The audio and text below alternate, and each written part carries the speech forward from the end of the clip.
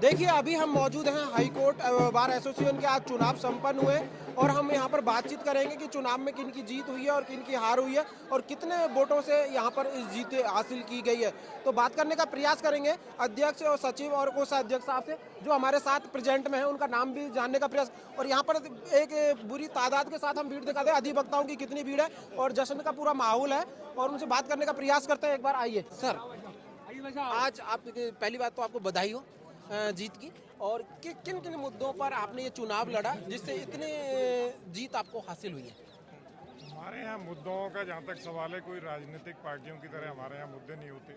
हमारे यहाँ तो वकीलों से रिलेटेड कुछ इश्यूज होते हैं जिनको जब हमको मौका मिला तो अपन उनको एड्रेस करने की कोशिश करेंगे। जैसे कि पार्किंग एक बड़ा इशू है, चैम्बर्स एक बड़ा इशू होता है। जो यंगस्टर्स आते हैं वकालत में नए नए, उनके पास अपने बैठने का कोई जगह नहीं होती है, तो एक बड़ा इशू है।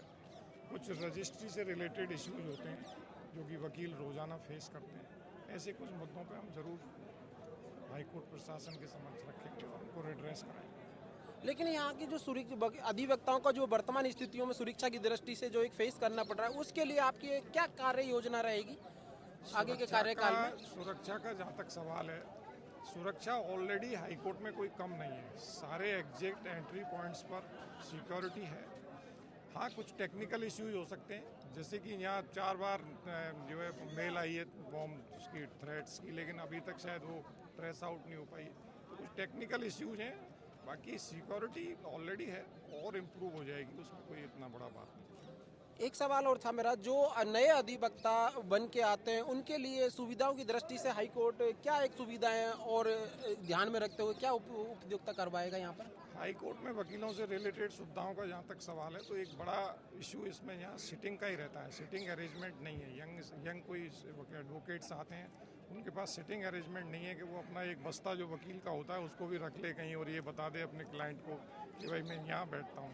ये एक बड़ा इशू होता है।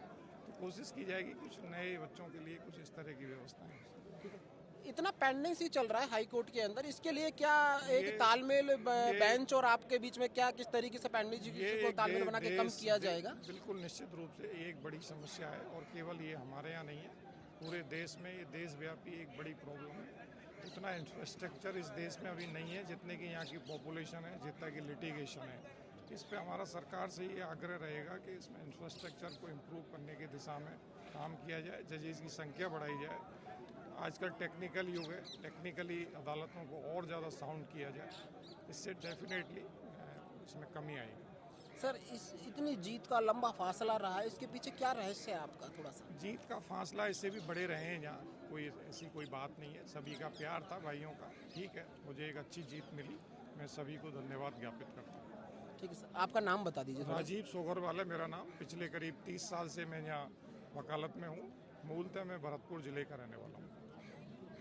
ये थे हमारे साथ में राजीव जी सोगरवाल जो भरतपुर से आते हैं। इन्होंने अपनी जीत का एक रहस्य ये बताया है कि एक लंबे समय से यहाँ 30 साल से वकालत कर रहे हैं और उनके पीछे यहाँ जीतने का एक जो लंबे से कार्यकाल से आ रहे हैं, उनको एक तरीके से बहुत बड़ी एक मात दी गई है।